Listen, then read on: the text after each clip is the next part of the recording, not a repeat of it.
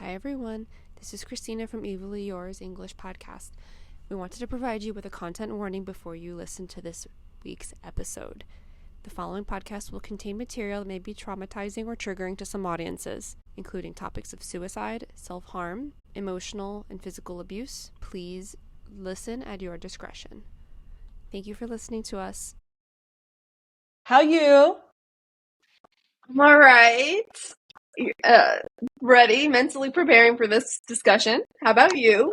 Agreed with that statement. Also, I'm on like a trip sadness since I just got back from Iceland and I'm not in Iceland anymore. I'm trip sadness through you for being back. It looked amazing. Amazing. It was. Anyhowsen. We got some talking to do. So last time when we did our book prep, we went through a very detailed biography of our author, Sylvia Plath, in preparation to read The Bell Jar, which has piqued both of our interests for quite some time. So today we're going to kind of talk about how it felt to read the book, I think. Just in general, what it's about and what to expect if you also choose to read it. I think you brought up reading this book, so you kind of selected it, but I was like, yes, I also want to read this for so long. So in high school, I wasn't much of a academic reader. We could put it like that. Like I read to like study and that was about it. But like my English classes, it wasn't until like my sophomore year that I actually started reading stuff, at least for class. Because I always read for fun, you know, usual Harry Potter and such. Never in my high school nor my college career did The Bell Jar come about. And in college I actually read. Everybody, don't worry. I did that. I earned my BA and BS. It just never came up, and like I don't know why. I think I just was never quite in, for lack of a better term, like the state of mind or like the mood, I guess, to read it. I didn't know much about it except like it's this monumental novel that, you know, a lot of women specifically should read, and you know, I was just like, it's on my list. It's there. And I figured we started this podcast. So I said, hey, let's do it. And you said, actually, we talked about this in the last episode too, that a lot of women in my experience have read it. And you mentioned that you had some other identifying individuals read it too. And now after we have read it, I can completely see how anyone absolutely could read this book, but also how, given the timeline of like when it was published and when it was being circulated, how women would think it was only for them. I mean, we might as well just jump in. I mean, one of the things that really stood out to me within the book was Plath's conversation about gender. And the fact that this was published in the 60s. And I actually, so the last like couple of chapters I was reading simultaneously with an audiobook.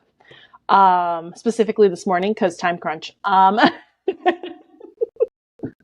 Listen, I was honeymooning, okay?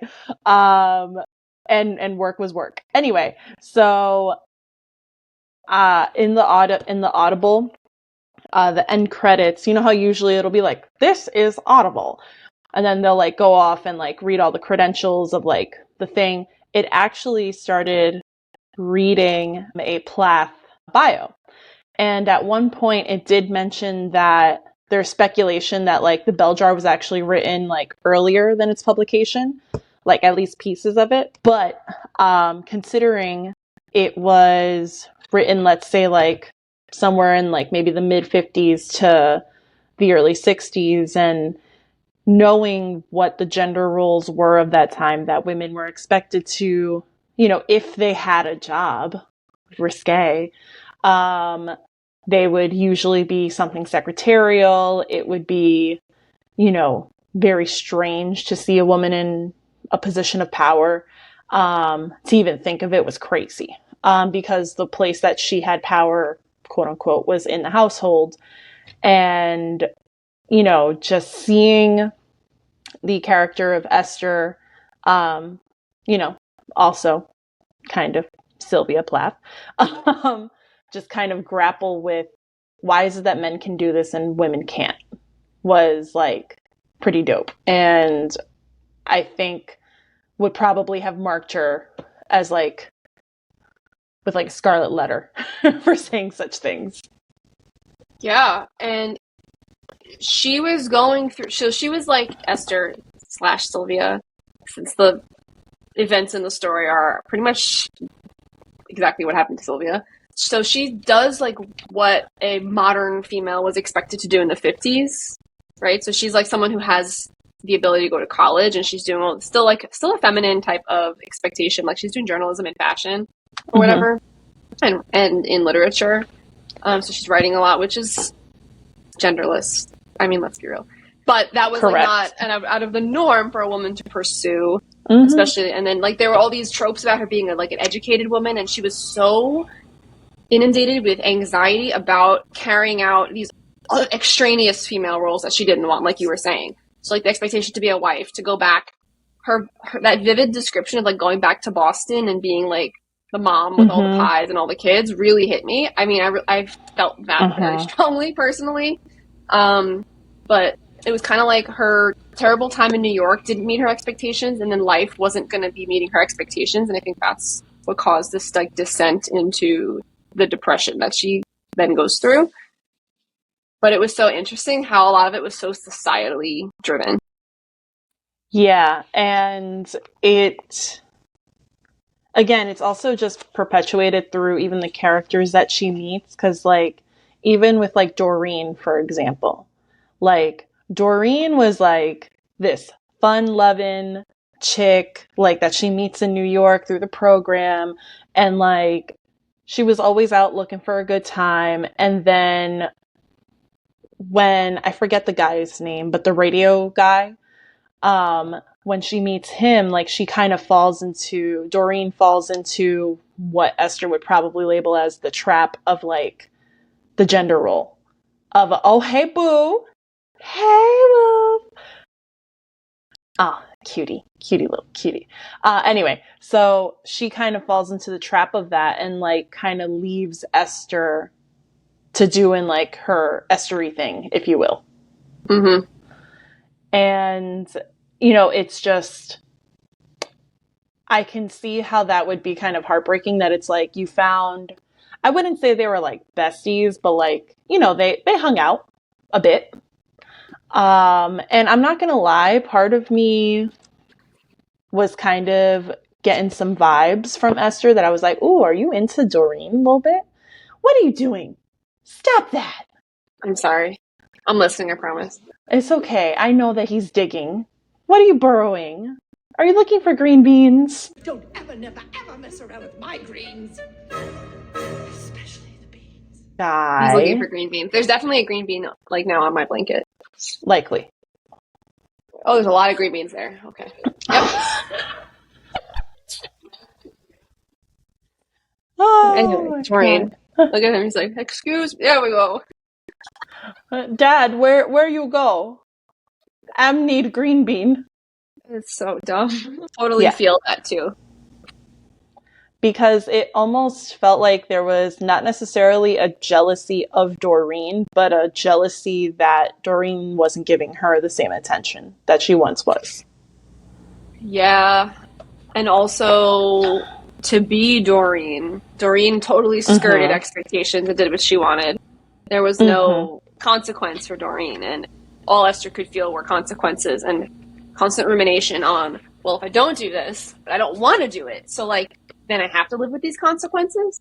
And that's what made her so stressed out. Now we can talk about Buddy. So that relationship was going in the direction of traditional, right? Like, woman marries a doctor, she wouldn't be expected to work very much. Yep. Friends with the family, local kind of kids, would have everything, kids. And even like when he was in the TB sanatorium, she went one time and had a terrible time. She wasn't like, in taking initiative to care for him as what might have been expected. His dad left her there to like care for him or whatever he was expecting her to do. And she was just like, no, I don't want to be here. Like, I don't want to do this. Like, I got things to do in school. And I want to do what I want to do. But, like, what is it that I want to do if it's not this? And what can I do? What I want to do? And I think that was a bit of a like confirmation of like, this is not what I want. Like, this is like seeing, because I feel like with a relationship, like, yeah, there's a lot of good at the start, but then like when it gets bad, like you're typically still there if you're happy in the relationship. And it's like right now, this is the bad, and she kind of gets that confirmation of like, this is not what I want. And you know, it. I mean, she's not in. At that point, I don't think she. I think that was like kind of like starting what was going on within her. So it's like, because I feel like if it was someone else that I'm not like in their mind, I'd be like just looking superficially like, damn, that's really shit. Like, you're just kind of leaving this person high and dry, but it's like, also, if you're not feeling it, you're not feeling it. So like, I see both of these sides kind of coming out. And I think I was very conflicted with that part, because it's like, I get it, because I also don't really love Buddy, because I do think that he's a know-it-all. I do think that Buddy is very entitled. He was fixed also in his expectations. He was going to become a doctor. Mm-hmm. His doctor education got interrupted with illness, pre-vaccine era. And he was still expecting her to be there for him when he was done and back, and like expected her to just comply. And the thing is with Buddy, I don't think it was malicious, any of it. No. And that's probably why we were on the fence about him. But through Esther's eyes, everybody but Doreen looked like a loser. Yeah. Like, she was unable to find joy in any scenario she was in, really, except kind of intrigue with Doreen. Well, Doreen was a loser until she fell for the gender role. Or wasn't a loser. Yeah. So I read it that she was, like, infatuated because Doreen kind of skirted everything. And then when the guy came in, then she became obsessed with the guy and then went MIA.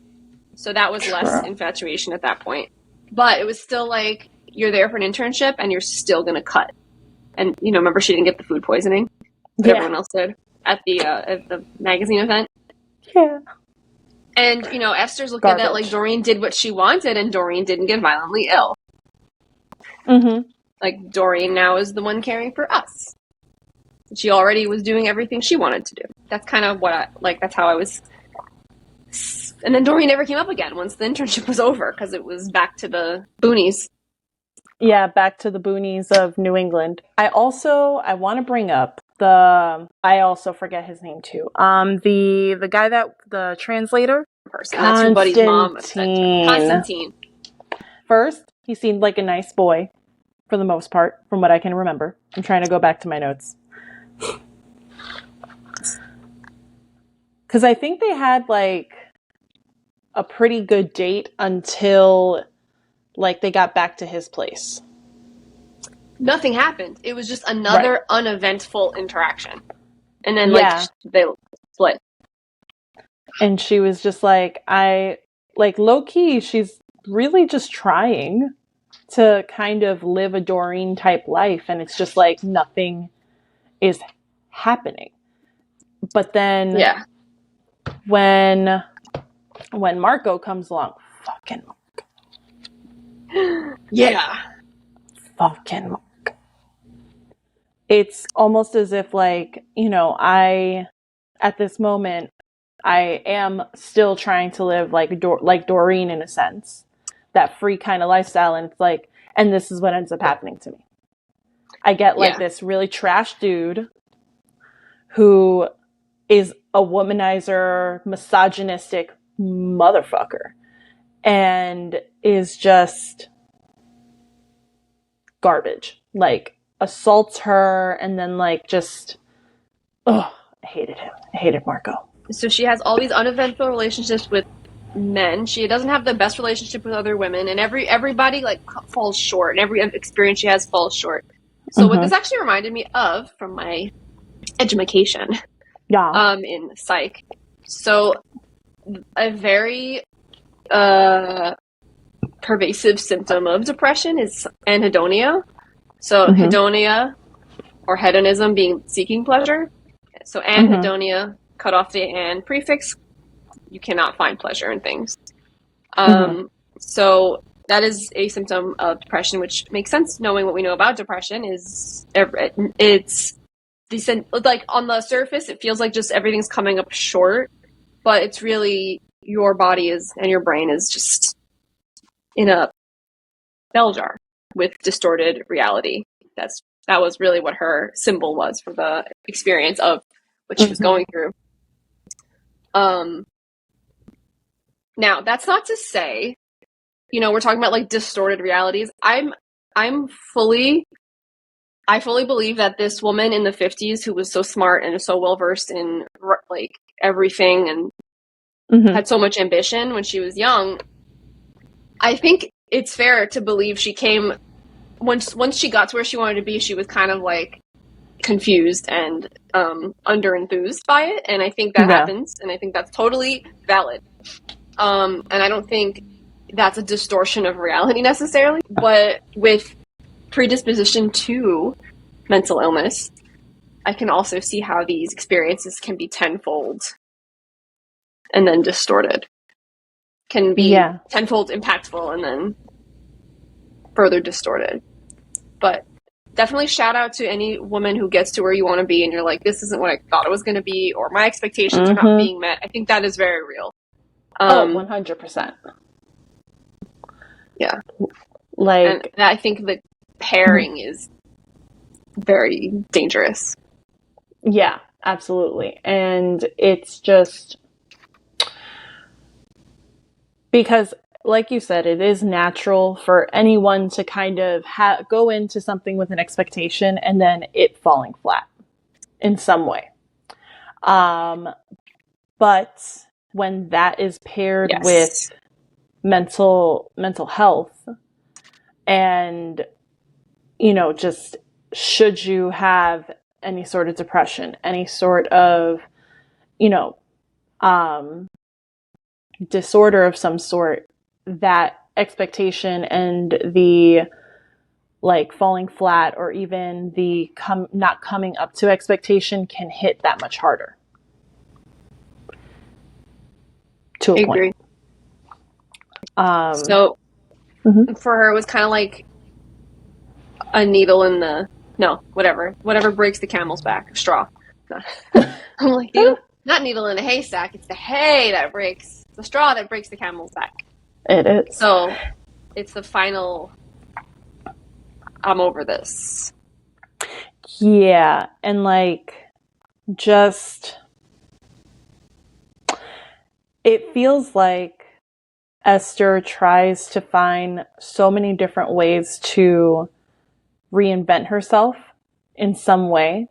And like each time that this reinvention comes to almost a head, just kind of relating it to the expectations, it's not like a full rebirth or like a full kind of like reinvention of herself. 'Cause it almost feels like, like, yes, I'm going to New York. This is going to be great. The scholarship is really going to like skyrocket things for me. Just to have that conversation with somebody that was just like, you should really be learning Russian or German if you really want to do all these things. Like, you should be doing this, this, and that, and this, and that. And she's just like, well, shit, I haven't done this, this, and that. So it's like, I guess this reinvention was a fail. So it feels like every time, like after New York, she then goes back home, like, and I believe that's where she starts like trying to write. So then that was like another reinvention point that, fell short. As the reader, I'm rooting for her. Like, I want her to find that moment of reinvention, that moment of almost like, not coming of age. I feel like that's not it, but it's like that moment of like, of personal growth so that she feels that, whoa. Thank you for agreeing.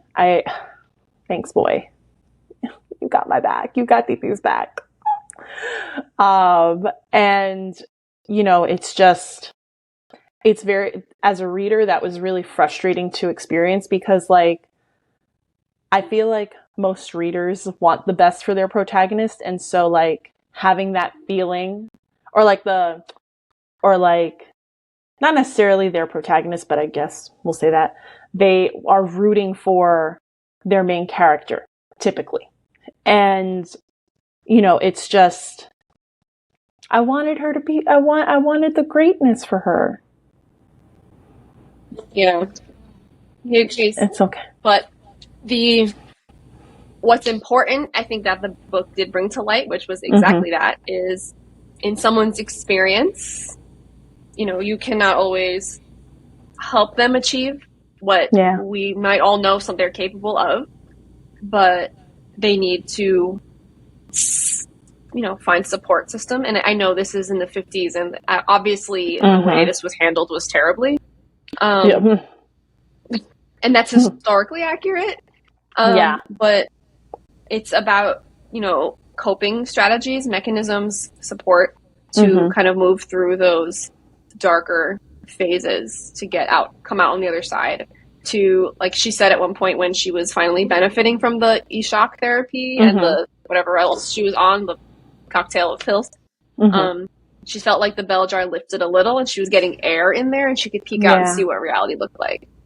I thought that imagery was really great as, you know, to build compassion in others who are reading who might not know what it's like to experience. Yeah, and having that association with, because I always wondered why it was called the bell jar, and like hearing that, I was like, oh, that makes sense. It was a great association to bring to someone that like maybe has never gone through something like this. And to kind of envision like what a bell jar looks like, what it looks like if you're inside of a bell jar, what it feels like to be in a bell jar. Like it just, it also works looking in at the person trapped under it. Like her mother could not figure out what to do. Like she was a distorted version of herself too, based on her symptoms. Yeah. And I mean, even if you think about it, with the bell jar being around someone, it prevents anyone from getting close to like touching them. It's a barrier, and not only for people from getting in, but others going, you know, the person getting out.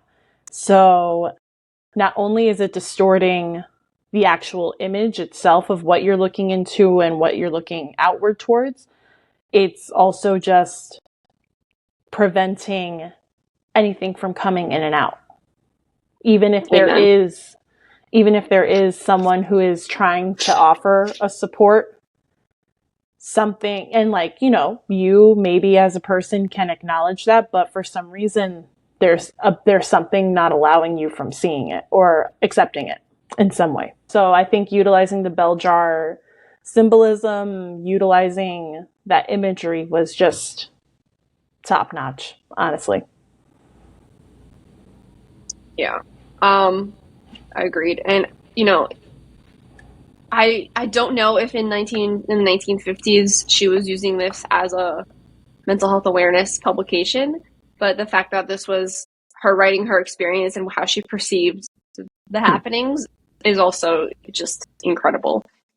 And profound for sure. I guess in a way,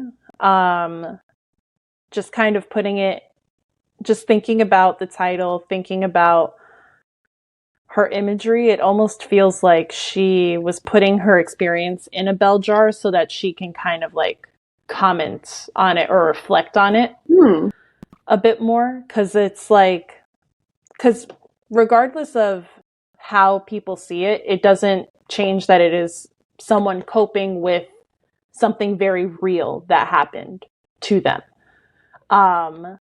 In like what, a stint of maybe a year, give or take. But yeah, like if you do kind of like think about it like that, she's kind of putting these little experiences into bell jars in of themselves so that she can kind of observe and reflect on each of these like major events of like her overall like mental health breakdown, if you will.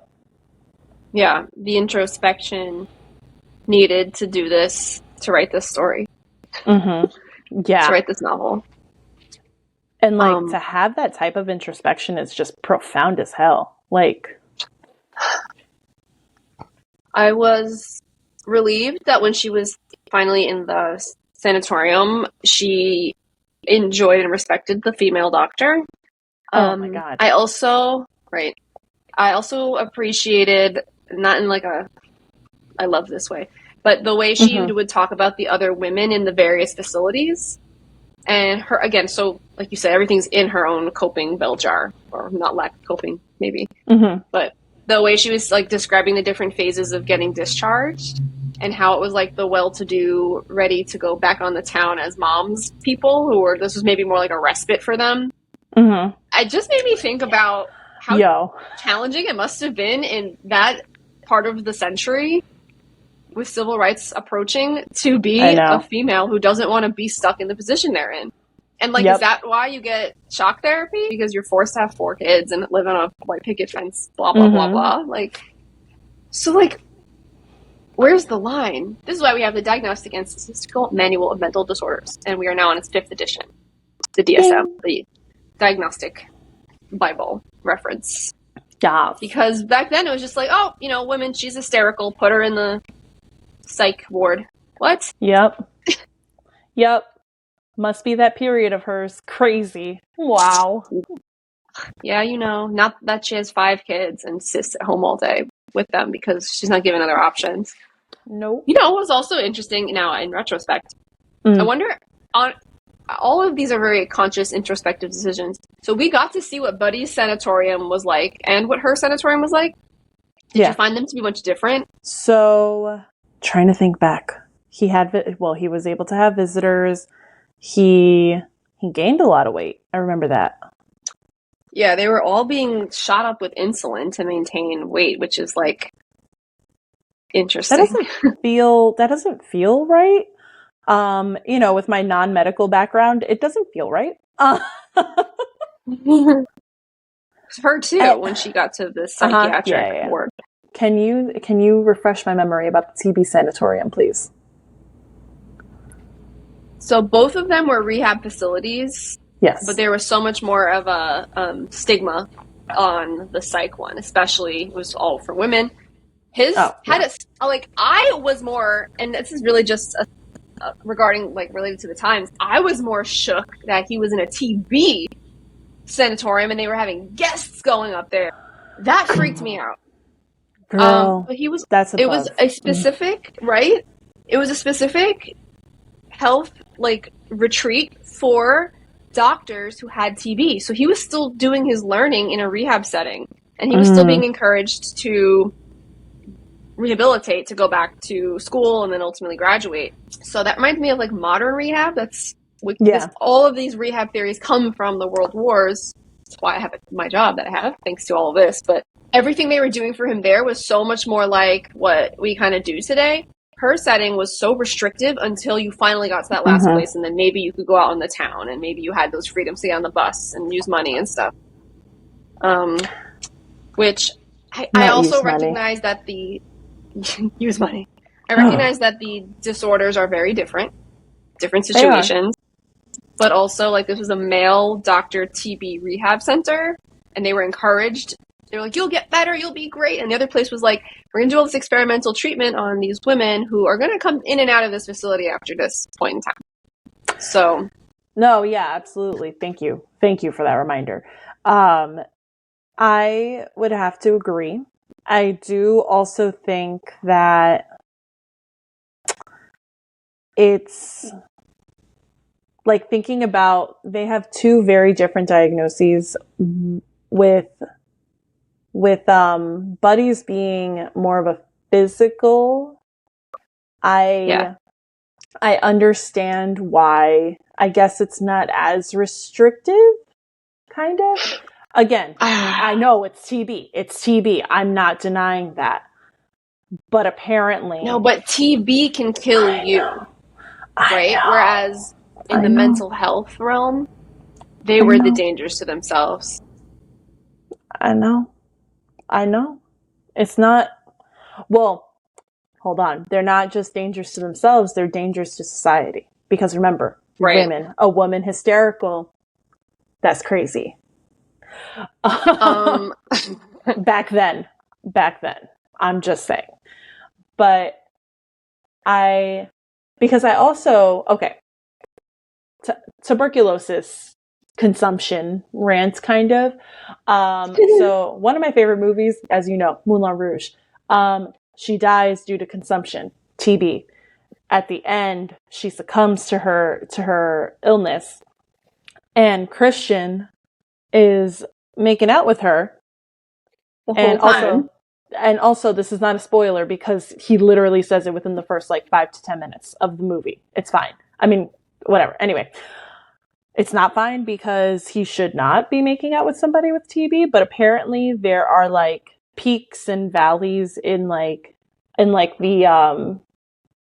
level of contagious levels that that TB has, similar to that of herpes. And COVID. And, girl. So I would hope that at least allowing Buddy to have visitors means that it's safe for him to have visitors. Although there are other people with TB. Addressed it. I think so too. That was what it was. She mentioned he wasn't contagious, but it's I don't know. We have OSHA and stuff now. You did not have that in 1952. So how clean you did? I don't know what you were even using to clean. Maybe it was super toxic cleansing chemicals. I don't know, dude.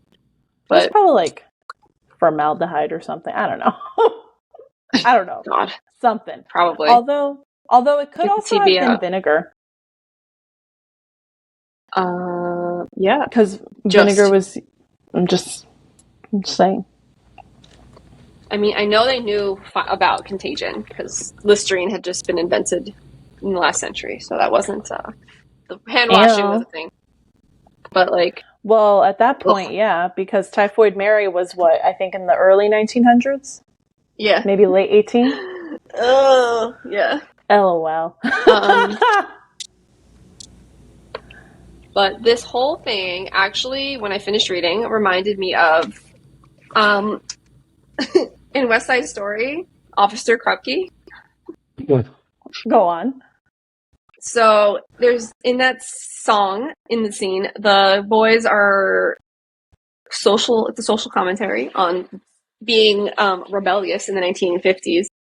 And they go from doctor to doctor, diagnosis to diagnosis, and then finally it's just it's a full circle moment where it's no, you're just garbage. You just suck. There's nothing actually wrong with you. It's you that's the problem. And that was what they were taught to believe. And I just find that this does not apply to Buddy. This is more about Esther. Yeah. So you're also in this mindset where it's your fault that you have depression.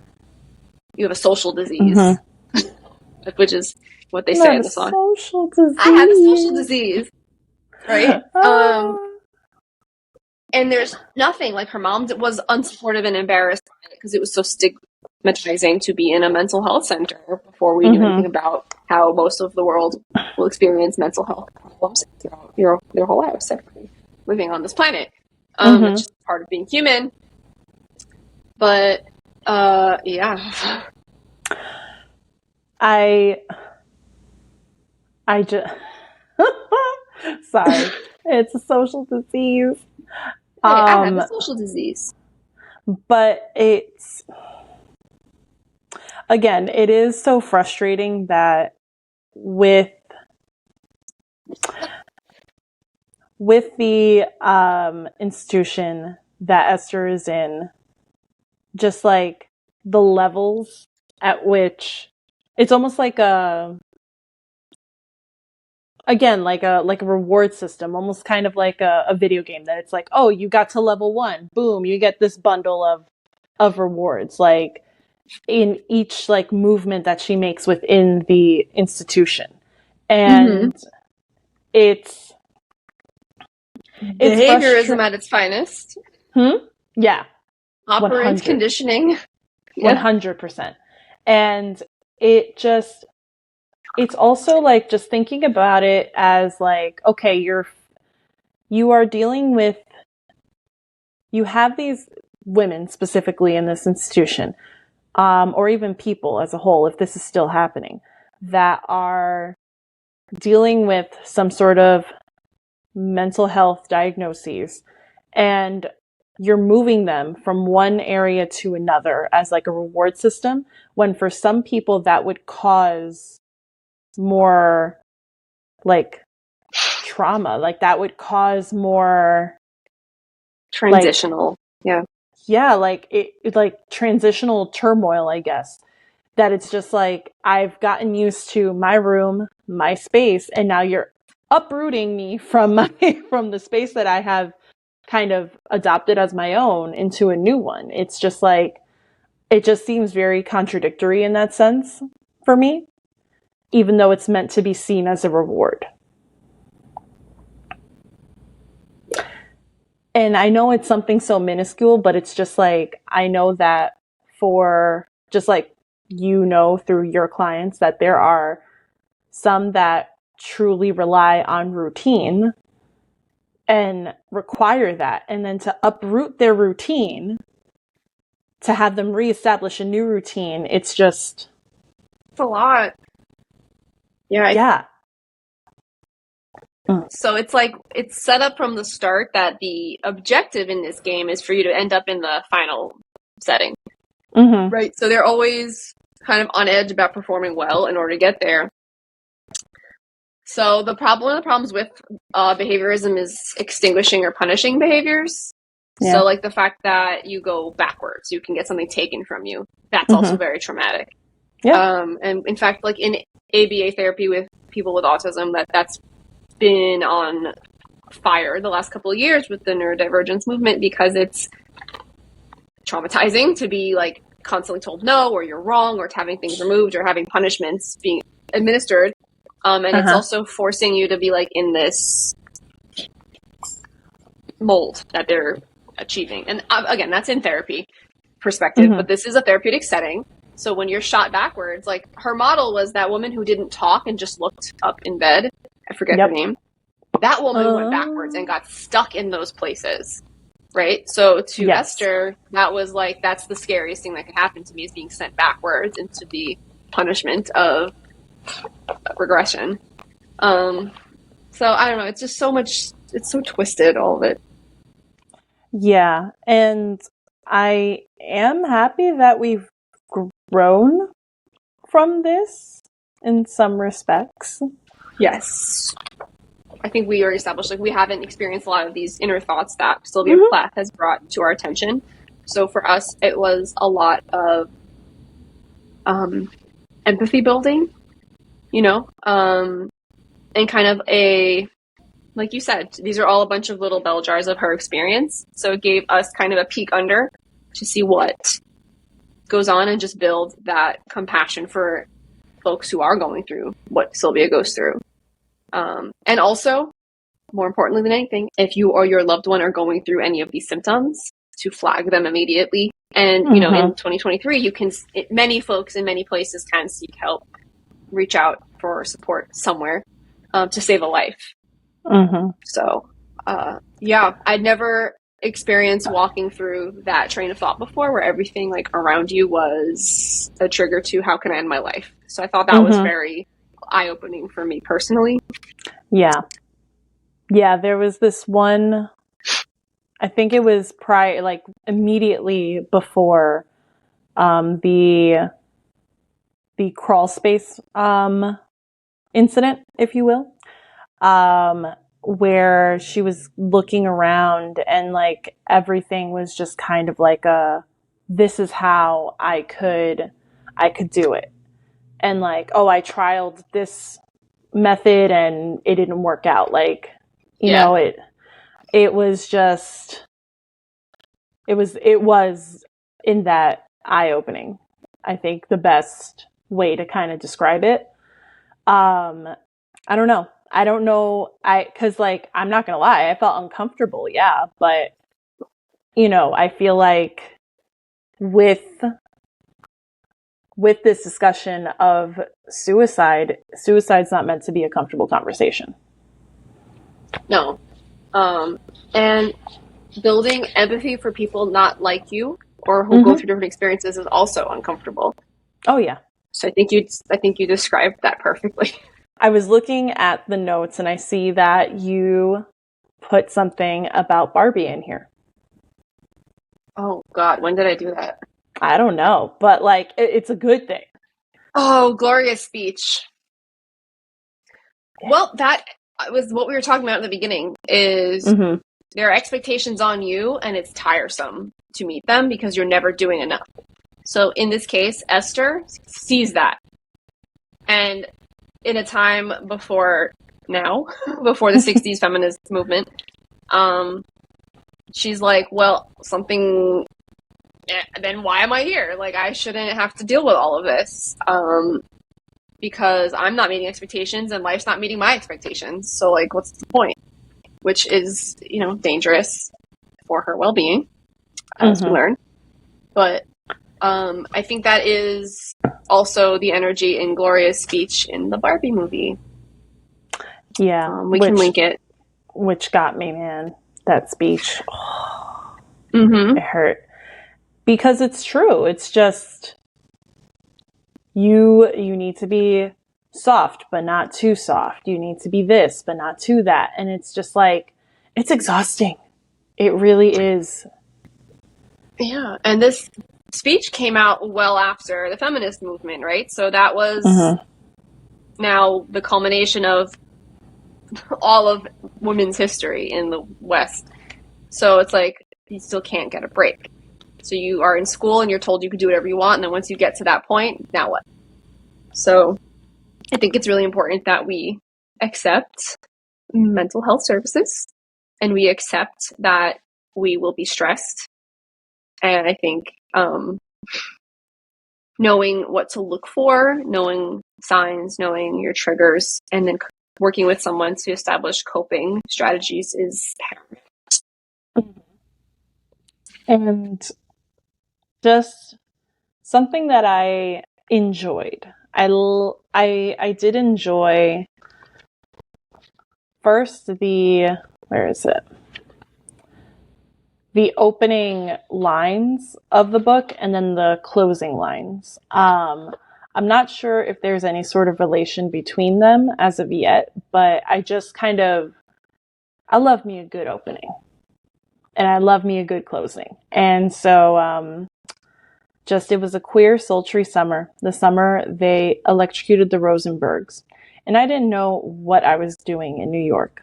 I'm stupid about executions. And it was just like, what? Why are we, what is happening? Why are we talking about? So you know the deal with the Rosenbergs, right? I did look it up, but I'm not going to lie to you. I forgot. Go on. So, they were a couple that were the only civilians in America that were killed. They were executed for suspected espionage in the Cold War. So it was very shocking to a lot of people. It was like a wife and a husband. Yeah, the Espionage Act came out. Here comes the not the nerd. But you could have used a different wording that it was shocking. Come on. Oh, it was. Maybe we should rephrase that or not. I don't know. This is not. Listen, you don't have to come back next time if you don't like our channel. Okay, that's all I have to say. Sorry, not sorry. So, like, it was surprising because it was the Cold War, so it was like not a wartime. It was Cold War time, and we know what's going on with the USSR. So they were, basically. They pleaded innocent and they were sentenced to the electric chair. I believe the case, even like today, this is kind of why it triggered me, because it's still a controversial case. Like, it was never like undoubtedly proven that they were guilty. But so there's a lot of documentaries and stuff on them. And going back to Hysteria, we talked a little bit about the 50s and hysteria and communism, and this was part of that. This was like, put them to death, and they were also like Jewish Americans. Not sure if they were immigrants or not, but they were from New York. You know, And they just got pursued in the witch hunt. So I do find it funny that hysteria is used in two very different ways. One to describe a woman and in their feelings, but then we also have hysteria in the sense of like all this hullabaloo around something, like the McCarthy, the Red Scare hysteria. So I find it so very interesting. And considering that when we're thinking about the Red Scare at that point, and again, correct me if I'm wrong, you have a deeper history background than I do. Most of government at that point was controlled by men, despite them being the ones starting all the hysteria. Okay. That's all I wanted to say on that. I mean, Salem witch trials. But that involved vaginas. Who was running the witch hunt? The hysterical witch hunt. So, I know that was, you were going to compare that to your closing sentence, but I did not realize in the opening sentence, she already starts talking about death.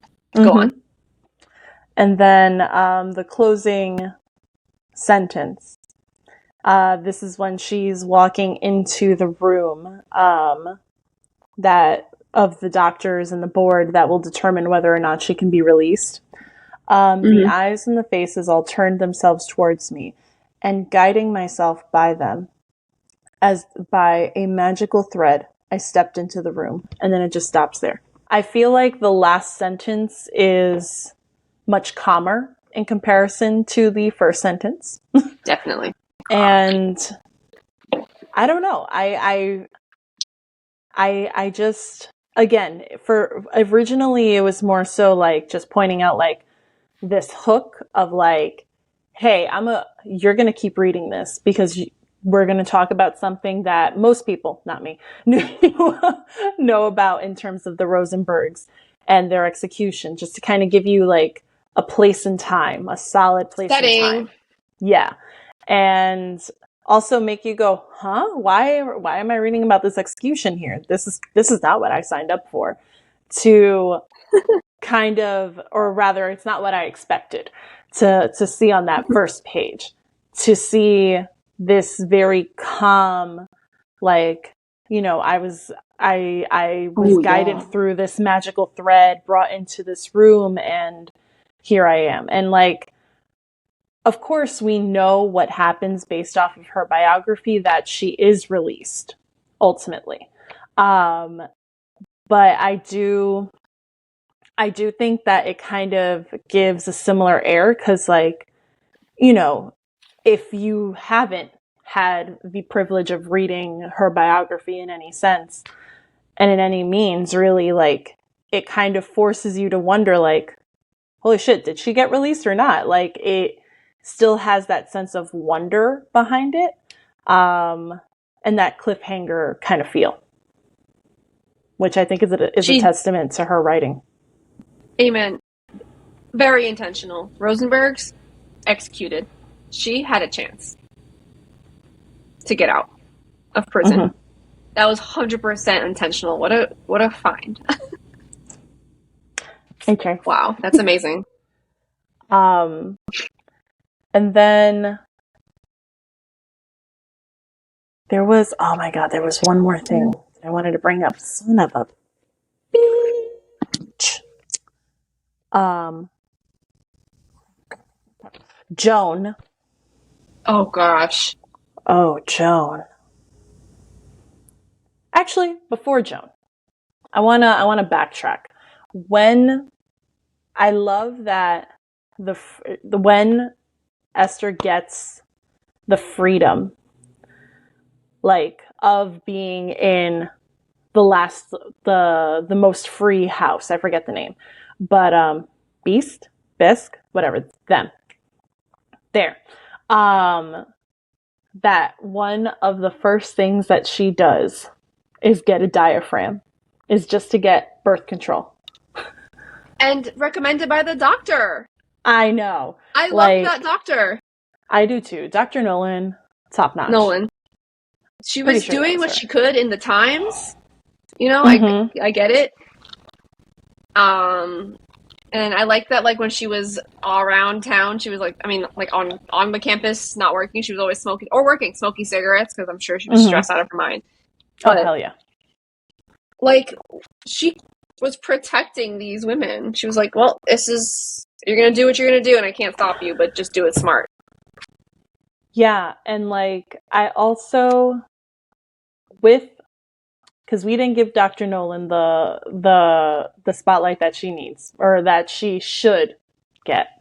She is the epitome of, like, a doctor listening to their patient.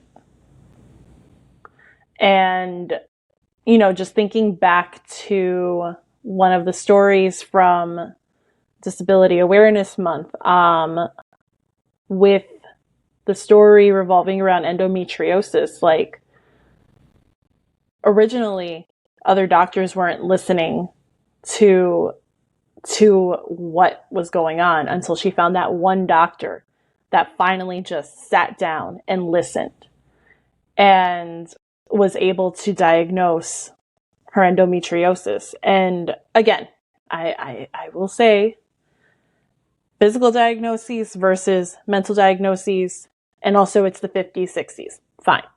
I know. We're all here. I promise. But it still doesn't change the fact that a doctor listening to their patient is, like, the most important thing to take away that a doctor should be doing for you, and not dismissing any of your symptoms, because any symptom that you're feeling can be something. And this was before the modern medicine perspective of total patient-centric care. So she was practicing that, and a woman, in the field of psychiatry. And Esther, who's going through it, is still not, like, her mother is painted more poorly than this doctor. Yeah. Right? Like, this doctor was the one who was there for her before and after the e-stim therapy, always checking in on her, and she clearly appreciated that of this doctor. Which I think is so important. You know, psychology, psychiatry are always going to be controversial fields, and a lot of people don't understand them and are afraid of them. We don't really understand our brains. But I think was great to read that somebody who was, you know, in this institution came out of it like that doctor lifted that jar this much for me, you know, the bell jar.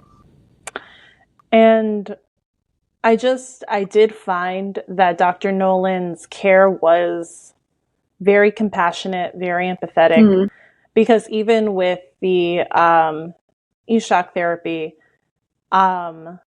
she respected what Esther said, but she did ultimately say, like, listen, it's something that needs to be done. I'm here to warn you, like, I'm walking with you there. I'm staying with you. Like, you know, I'm showing you what it needs to feel like versus what you have gone through. And, like, I respect your trauma, but I'm telling you that was wrong, and we're going to do it the right way. And I guess,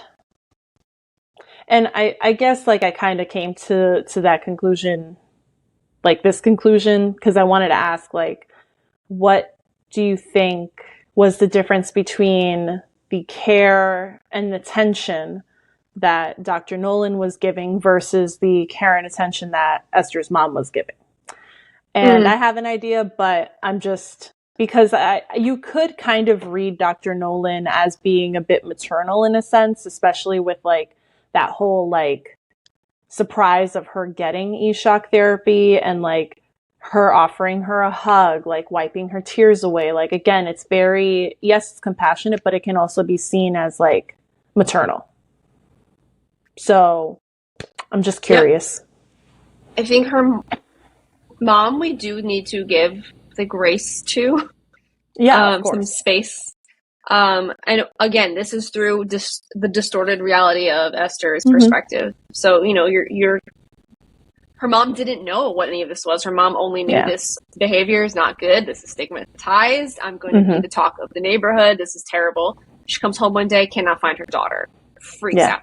So I could also understand on the caregiver side, like why her mother didn't want to Oh, yeah. engage, didn't come visit her, all those things, because she was also traumatized by the event in a time when there was no support for this type of thing, at Mhm. all. This was now just a family shame moment, which is Yep. unfair to everybody. Correct. That being said, her mother didn't have the education to understand and identify symptoms of depression. She just knew something was wrong and it was going to be embarrassing to them. Mhm. Whereas Dr. Nolan, that is her life and blood, right? This is what she Yeah. does. She is the head doctor for a bunch of women going through these things, and she has a very trauma-informed approach from what we get from Esther, which, again, way before her time, which Mhm. gives her that, like, warmth that you don't normally get from doctors in Yeah. literature. Definitely not in One Flew Over the Cuckoo's Nest, so she's completely the opposite type of clinician than those doctors and nurses. Yeah, with that, I only saw the movie. I did not read the book. And you saw Ratchet, too. Did I? Great show. Excellent show. But yeah, for me, I think similarly to what you said, it was like 100% give grace to her mom, because again, this time there is literally nothing except like nothing about any sort of mental health related things except shame. That's it. And part of me feels that it's because she sees that that's how her mom would react. That kind of causes her to maybe not want to accept that, be receptive to what her mom is saying. Because ultimately, like, you're right, during that time, it was more so like the stigma that came with it for not only the person who has it, but also the family. And so kind of having that kind of like sweeping it under the rug type of feeling versus with Dr. Nolan kind of facing it head on. And I think maybe that's why she was, besides the fact that Dr. Nolan is a doctor, I think that's also why Esther was a bit more receptive to Dr. Nolan versus even like the other doctor that she had, the one that administered the poor e-shock therapy. The male. The male. The male. So in the bio notes, there was this moment mentioned about how critics view Plath, how some see her as like this feminist voice, and others see her as, I don't think the wording was glamorizing. Where is it? Maybe I can find it. It was like, for lack of a better term, glamorizing like mental health and glamorizing these aspects of mental health.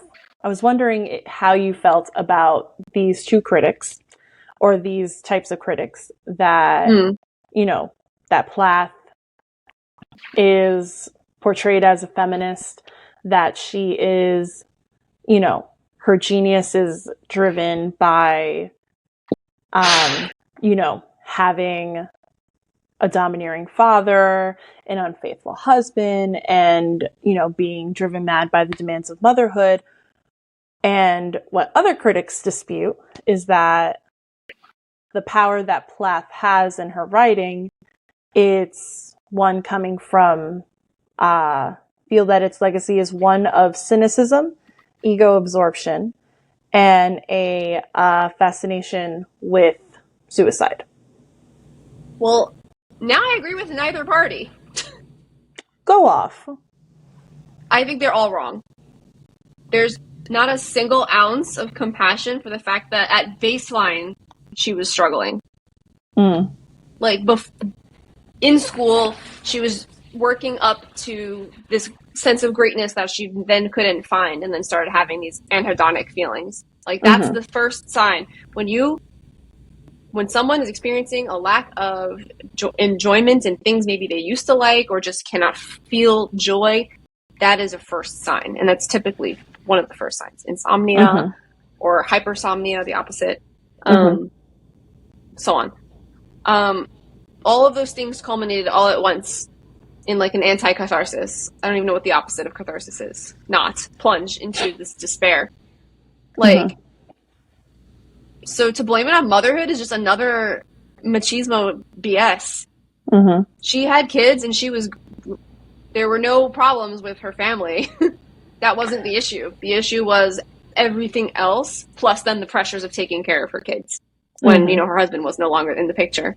But she was already predisposed to these things and she had sought help already. She had sought help several times, but something just pushed her past her limits. Yeah. So to discredit her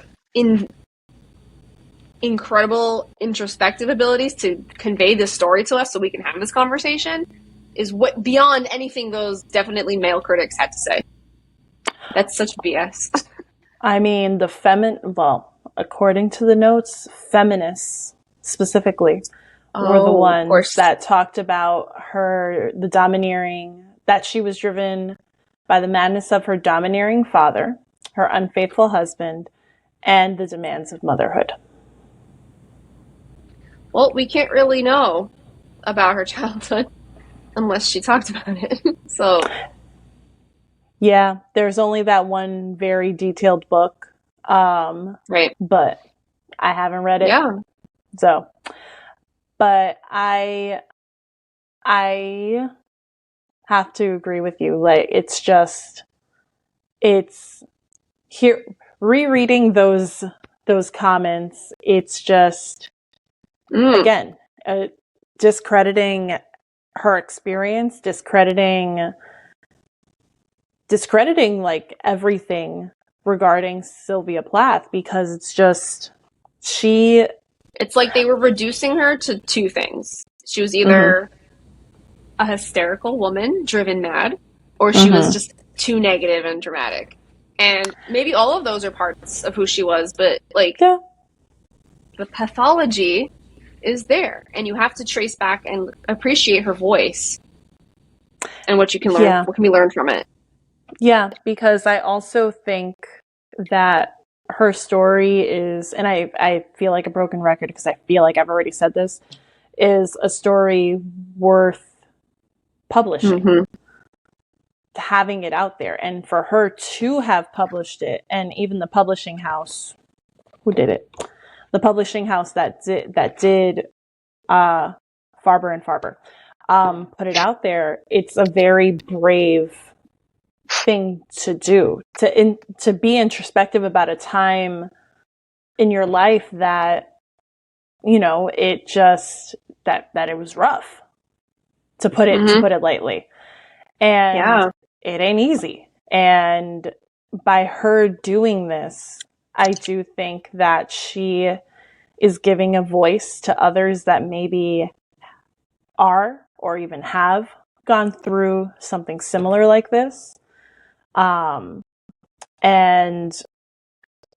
giving them a voice. Do with that what you will. Not going to say I enjoyed reading it, because I feel like that is just weird to say about the bell jar. I am happy to have finally read it, because, again, I think it is a necessary conversation to have, especially for those that are in education, that are in the healthcare realm. It's something important to keep in mind. You are in any kind of helping profession. Yes. Yeah, I think big time helping. Yeah, always growing your capacity for compassion and empathy are really important, especially if maybe you can't truly empathize because you haven't been there. Trying to understand as much as you can where someone's coming from there's nothing better than reading an autobiography where you walk through someone's distorted thought patterns, or in any way, or non-distorted thought patterns, right? So you can see exactly what is going on according to them, which is the most important part. So while it might be negatively affecting the way they live their lives on the outside, and that's why we say they're distorted thoughts in psychology, that's still very real to their experience. And it's important that we respect and validate that, but also help them come off that to live a full life well. What do we have on the book block for next month? Oh my God, September. We have Mexican Gothic by Sylvia Moreno Garcia. We'll jump into our pre-work, our prep session, and our word of the month in 2 weeks. So tune in to get the preview to what to expect while you're reading it. The pod notes will be available in the usual Google Drive folder. We'll be dropping. You guys seem to really enjoy our clips of our videos, so we'll keep dropping the mini highlights so you can follow along with the conversation. And then, oh my goodness. Oh my gosh, what a roly-poly. I know you hear me. Hi. I can't. So comfy. I cannot. Why does this say? Anyway, I'm going to change that.